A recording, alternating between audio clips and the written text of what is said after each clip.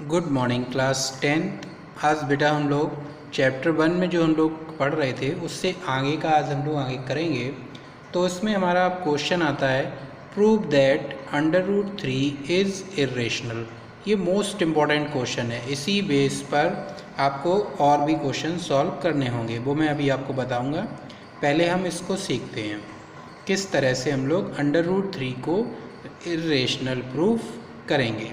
ठीक है, करना शुरू करेंगे। तो लेट हमने देखो इर्रेशनल डायरेक्ट हम किसी भी तरीके से प्रूफ नहीं कर सकते, तो हम लोग क्या करते हैं कि लेट करेंगे √3 इज़ रेशनल। हम √3 को क्या मान लेंगे, ये हमने माना ही तो है, लेट कर रहे हैं मतलब होता है मानना। तो हमने लेट किया √3 is rational. Its simplest form be a/b। अगर हमने इसे रेशनल माना है तो इसकी सिंपलेस्ट फॉर्म क्या होगी, a/b। ओके, नेक्स्ट आगे। Then a and b are integer having no common factor other than 1। a और b जो हमारे ये इंटीजर्स हैं, इनका 1 के अलावा कोई भी फैक्टर नहीं होगा, ये सिर्फ 1 से ही डिवाइड हो सकते हैं, तभी रेशनल नंबर ये कहेंगे। ठीक है, नेक्स्ट। तो √3 इक्वल टू a/b, ये हमने √3 के इक्वल कर लिया। ठीक है, स्क्वायरिंग बोथ साइड करेंगे। अब स्क्वायरिंग कर दिया, √3 का स्क्वायर इक्वल टू a²/b² कर दिया। √3 का स्क्वायर करेंगे तो वो हो जाएगा आपका 3। ठीक है, और इक्वल टू a²/b²। अब ये b² इधर चला जाएगा, मल्टीप्लाई में ही हो जाएगा, क्रॉस मल्टीप्लाई करेंगे तो 3b² इक्वल टू a² हो जाएगा। इसे हमने इक्वेशन 1 डाल दी। यहाँ तक तो समझ में आ गया, किसी बच्चे को कोई प्रॉब्लम नहीं हो रही होगी। ठीक है, अब देखिए यहाँ पे थोड़ा सा समझने की कोशिश करिए आप कि 3 डिवाइड्स a², ये जो 3 नंबर है, क्या ये 3a² को डिवाइड नहीं कर रहा है? क्या करेगा ना। 3 अगर हम इसे डिवाइड में ले आएंगे तो a²/3 तो ही हो जाएगा। तो हमारा हम कह सकते हैं कि 3 डिवाइड्स a², तो इम्प्लाइज करेगा कि 3 डिवाइड्स a। अगर 3 हमारा a² को डिवाइड कर रहा है तो इसका मतलब 3 हमारा a को भी डिवाइड करेगा। ओके, नेक्स्ट आगे। Let a equal to 3c। अब हमने एक और नया कांस्टेंट मान लिया, let some integer c for some integer c, यानी हमने यहाँ पे अपना नया एक माना, a की वैल्यू हमने मान ली 3c, ये अपनी तरफ से मान के हमने लगाई है।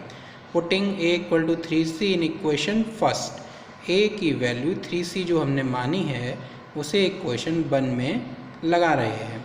ठीक है, लगाएंगे तो देखिए इक्वेशन 1 तो ये है ना, a की जगह पे ही तो लगाएंगे, तो लगा दिया हमने 3c का स्क्वायर टू 3b का स्क्वायर, तो वैसा ही लिखा।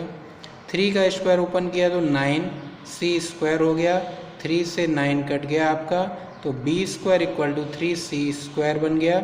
ओके, यहाँ पर आपका क्या इम्प्लाइज करेगा कि 3 divides b², then 3 divides b। Okay, अब देखिए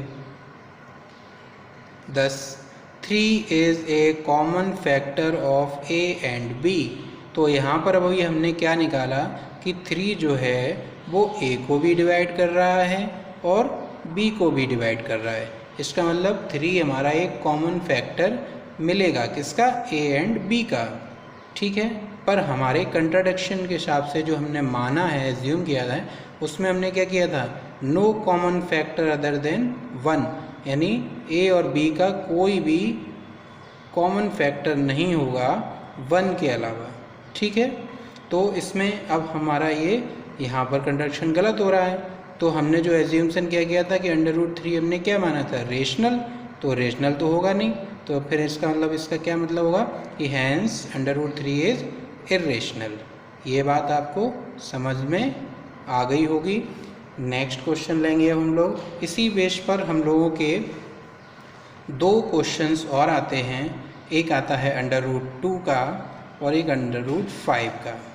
तो ये आप लोग सेम इसी तरीके से इर्रेशनल प्रूफ करेंगे। ठीक है, नेक्स्ट क्वेश्चन आगे लेते हैं हम लोग। ओके, अब हमने यहाँ पे नेक्स्ट क्वेश्चन लिया, show that 4 minus √3 is irrational. अब हमने इससे भी इर्रेशनल ही तो है ना हमारा, ये इर्रेशनल प्रूव करना है ना, तो देखिए हमने क्या कहा कि हम सबसे पहले क्या करेंगे, let 4 minus under root 3 is rational. इसे हम लोग क्या मानेंगे, रेशनल। तो रेशनल मानेंगे तो इसका मतलब हो जाएगा 4 under root 3 equal to A upon B, क्योंकि ए अपॉन बी हमारी सिंपलेस्ट फॉर्म होती है। क्लियर, यहाँ तक कोई दिक्कत नहीं है।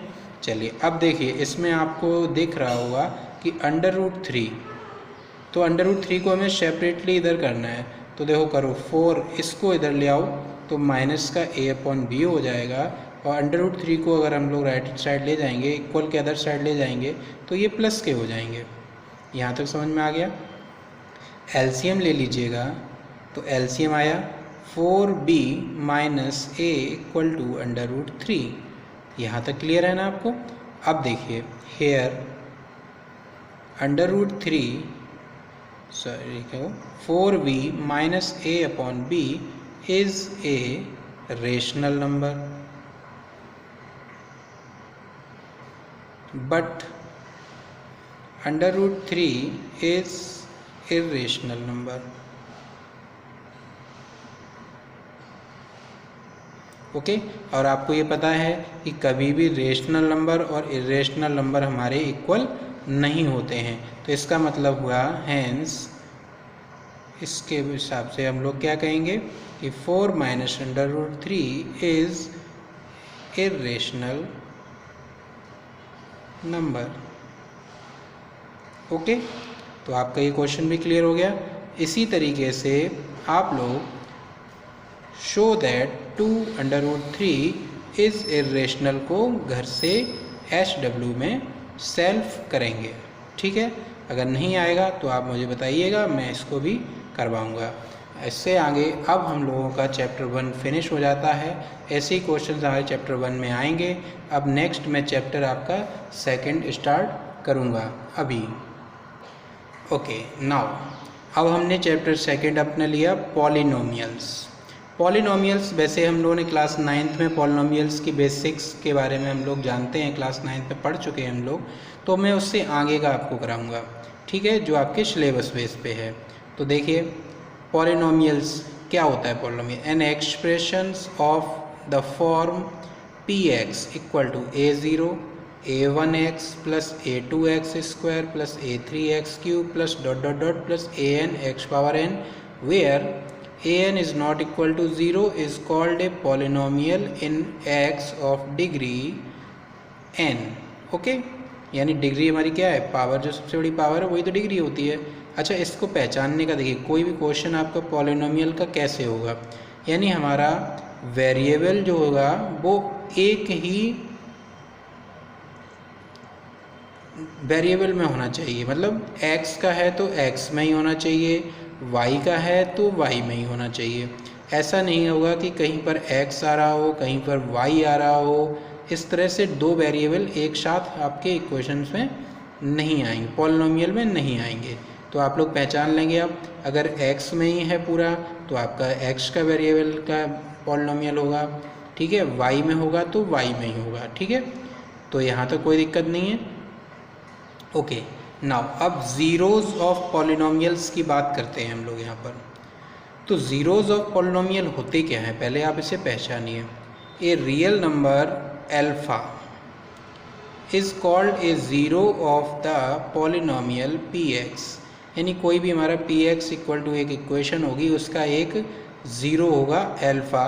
इफ़ कैसे होगा कि अगर हम लोग x की जगह पे उस अल्फ़ा की वैल्यू लगा दें और हमारा आंसर अगर 0 आ जाता है तो उसे हम लोग क्या कहेंगे, ज़ीरोज़ ऑफ पॉलिनोमियल कहेंगे। ओके, नाउ एग्जांपल ले देते हैं। जैसे हमारा px equal to X square minus का 2x माइनस 3, फाइंड p3। अब देखो अल्फ़ा की जगह पर यहाँ पर क्या है 3, अब मैं यहाँ पे 3 लगाऊंगा। इसमें वी है, ये क्वेश्चन मैंने लिख ली यहाँ पे, इसमें मैं अब 3 लगा रहा हूँ और 3 लगाने पर देखते हैं अगर हमारा 0 आता है तो हम लोग कहेंगे कि 3 इसका एक ज़ीरोज़ होगा। तो लगाते हैं, देखिए 3 का स्क्वायर माइनस 2 इंटू 3 माइनस 3 का स्क्वायर 9 माइनस 6 माइनस 3, तो 9 minus 9 equal to 0। Okay, then अब हम लोग इसमें क्या कहेंगे कि 3 is zeros of X square minus 2x minus 3। Okay, आपको ये समझ में आ गया होगा। यहाँ से आगे बढ़ते हैं अब। ओके ना, अब हम लोग आ जाते हैं अपने relation between zeros and coefficient of a quadratic polynomial. अब रिलेशन की बात करते हैं। तो हमने मान लिया कि alpha and beta are zeros of polynomial. जो क्वाड्रेटिक इक्वेशन होती है उसमें जितनी बड़ी डिग्री होती है हमारी, उतने ही हमारे ज़ीरोज़ होते हैं। ठीक है, तो इसमें 2 है हमारा, तो इसके अल्फ़ा और बीटा 2 ज़ीरोज़ हैं, तो ax square plus B X plus सी।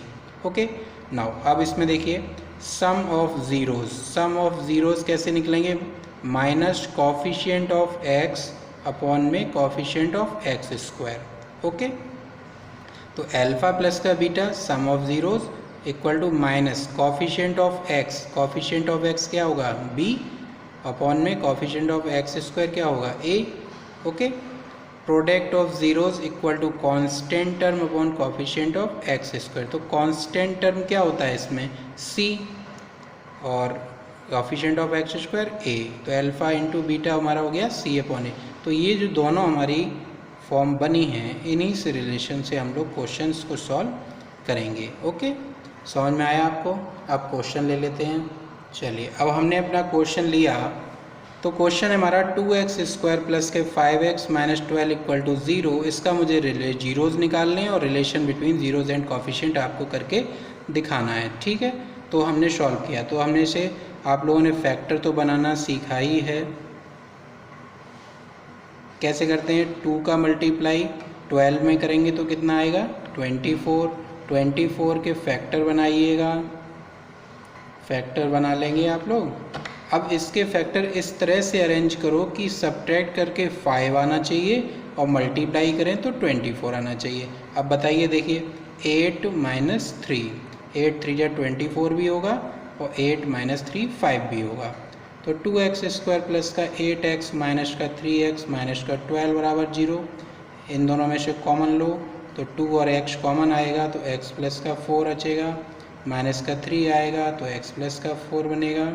तो x प्लस का 4 और ये 2x माइनस का 3। ओके, तो यहाँ से हमने लिया x प्लस का 4 इक्वल टू 0 और 2x माइनस का 3 इक्वल टू 0। तो x की वैल्यू माइनस का 4 आई, x की वैल्यू आई आपकी 3/2। ओके, तो देन यहाँ से अल्फ़ा की वैल्यू हो गई माइनस का 4 और बीटा की वैल्यू हो गई 3/2। इतना क्लियर है? अल्फ़ा और बीटा मिल गया ना।